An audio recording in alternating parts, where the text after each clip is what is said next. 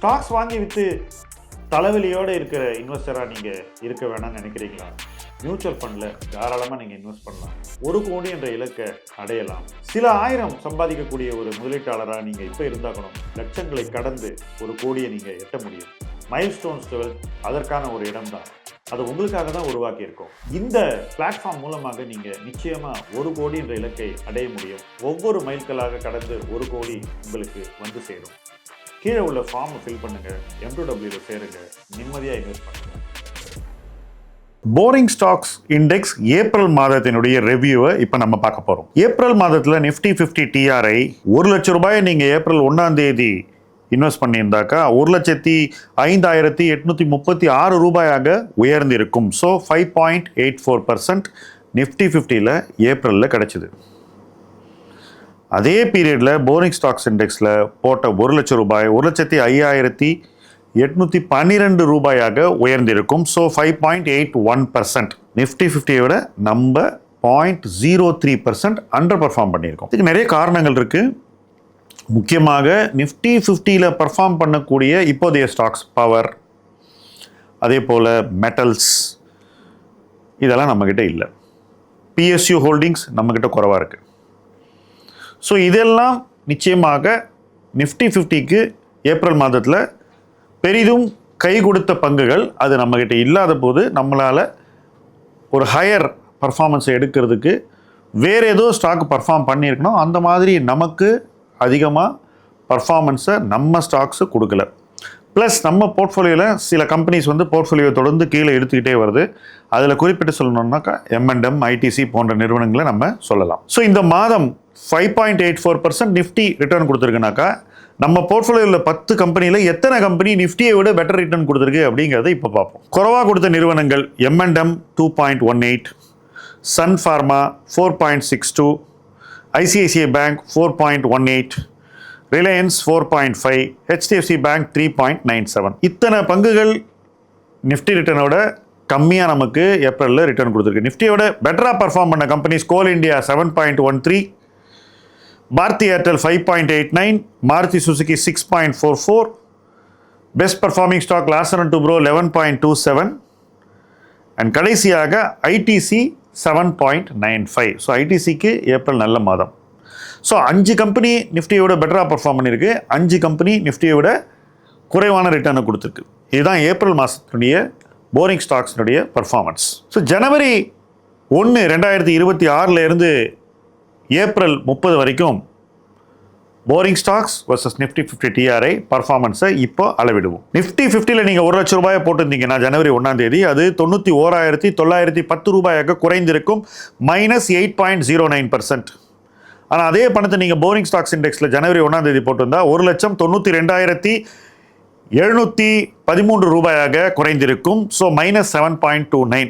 So Nifty 50யோட இந்த வருஷம் நம்ம குறைவாக விழுந்திருக்கோம் அப்படிங்கிறது தான் இது வரைக்கும் மார்க்கெட்டில் நடந்திருக்கிற விஷயம். ஸோ இதில் எந்தெந்த கம்பெனிஸ் இந்த வருஷம் நமக்கு பாதிப்பை அதிகம் கொடுத்தது அப்படிங்கிறத பார்ப்போம். ஏன்னா போர்ட்ஃபோலியோவே மைனஸில் இருக்குது அப்படின்னாக்கா எந்த கம்பெனினால நம்ம தெளிவாக தெரிஞ்சுக்கிறோம். HDFC Bank இந்த வருஷம் இது வரைக்கும் -22.1%, Reliance -9.2%, Bharti Airtel -10.6%, Maruti Suzuki -20.3%, Mahindra and Mahindra -17.6%, ITC -11.7%.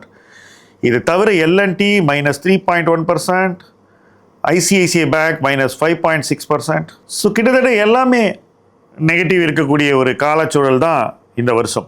சரி, எந்தெந்த கம்பெனிஸ் பாசிட்டிவ் ஜனவரி 1லேருந்து இன்னி வரைக்கும் பார்த்தா கோல் இண்டியா +21.6% தனியாக நிற்குது. அதுக்கு அடுத்தபடியாக சன் ஃபார்மாசிட்டிக்கல்ஸ் +5.7%. ஸோ வெறும் 2 நிறுவனங்கள் மட்டும்தான் இந்த வருஷம் ஜனவரி 1லேருந்து இன்னி வரைக்கும் போரிங் ஸ்டாக்ஸில் பாசிட்டிவ் ரிட்டர்ன் கொடுத்துருக்கு. 8 கம்பெனி நெகட்டிவ். ஆனாலும் நம்ம நிஃப்டி அளவு விழலை. அப்போ நிஃப்டியில் என்ன பாதிப்பு இருக்குன்றது உங்களுக்கு இதனால் தெளிவாக புரிஞ்சிருக்கும். சரி, ஆரம்ப நாள்லேருந்து இன்னை வரைக்கும், தட் இஸ் ஜனவரி 1, 2023 துவங்கி ஏப்ரல் 30, 2026 வரைக்கும் போரிங் ஸ்டாக்ஸில் என்ன ரிட்டர்ன் வந்திருக்கு, நிஃப்டியோட அது எப்படி கம்பேர் பண்ணுது பார்ப்போம். ரூபாய் நம்ம முதல் நாள் அன்னைக்கு போட்டிருந்தா இன்னைக்கு நிஃப்டி 50 டிஆர்ஐ 1,37,409 ரூபாயாக உயர்ந்திருக்கும். சிம்பிள் ரிட்டர்ன்ஸில் பார்த்தா 37.41%. அதே பணத்தை நீங்கள் போரிங் ஸ்டாக்ஸ் இண்டெக்ஸில் போட்டிருந்தா 1 லட்சம் என்பது 1,80,878 ரூபாயாக உயர்ந்திருக்கும். 80.88% ரிட்டர்ன் வந்திருக்கும். ஸோ கிட்டத்தட்ட டபுள் ரிட்டர்னுக்கும் கொஞ்சம் மேலே நமக்கு போரிங் ஸ்டாக்ஸ் இண்டெக்ஸில் ஆரம்ப நாள்லேருந்து இன்னி வரைக்கும் வந்திருக்கு. ஆனால் இந்த மாதம் போரிங் ஸ்டாக்ஸ் நிஃப்டி 50யோட கொஞ்சம் குறைவான ரிட்டர்னை கொடுத்துருக்கு. ஜனவரி 1லேருந்து ஏப்ரல் 30 வரைக்கும் பார்க்கும்போது நம்முடைய பர்ஃபார்மன்ஸ் நிஃப்டி 50 டிஆர்ஐயோட பெட்டராக இருக்குது. நாம் நிஃப்டி விழுந்த அளவை விட கொஞ்சம் குறைவாக விழுந்திருக்கிறோம். அடி இருக்குது, ஆனால் அடுத்த ஆளுக்கு விழுந்த அடி அளவு இல்லை அப்படின்னு வச்சுக்கலாம்.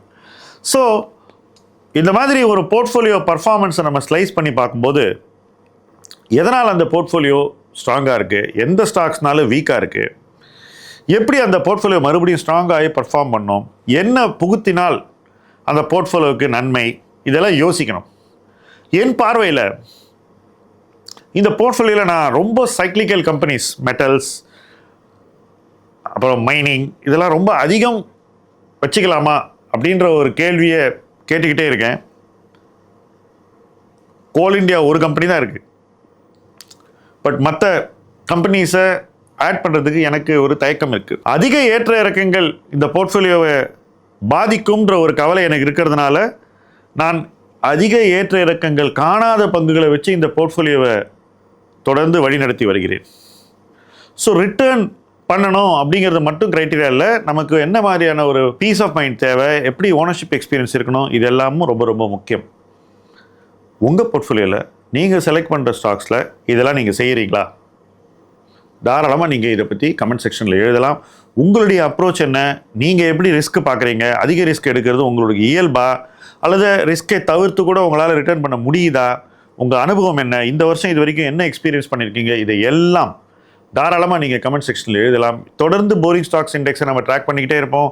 அதில் என்ன நடக்குது, எந்த ஸ்டாக் பர்ஃபார்ம் பண்ணுது, எந்த ஸ்டாக் பர்ஃபார்ம் பண்ணலை, ஏன் போர்ட்ஃபோலியோ நிஃப்டியை விட பெட்டராக பண்ணிச்சு அல்லது நல்லா பண்ணாத போது ஏன் பண்ணலை, இது எல்லாத்தையும் நம்ம தொடர்ந்து க்ளோஸாக வாட்ச் பண்ணுவோம். அதிலிருந்து பாடங்களை நாம் நிச்சயம் பெறுவோம். அந்த பாடங்களோடு ஒரு பெட்டர் இன்வெஸ்டிங் ஜேர்னியை நோக்கி இணைந்து பயணிப்போம். முதலீட்டு களம் உங்கள் களம். நன்றி.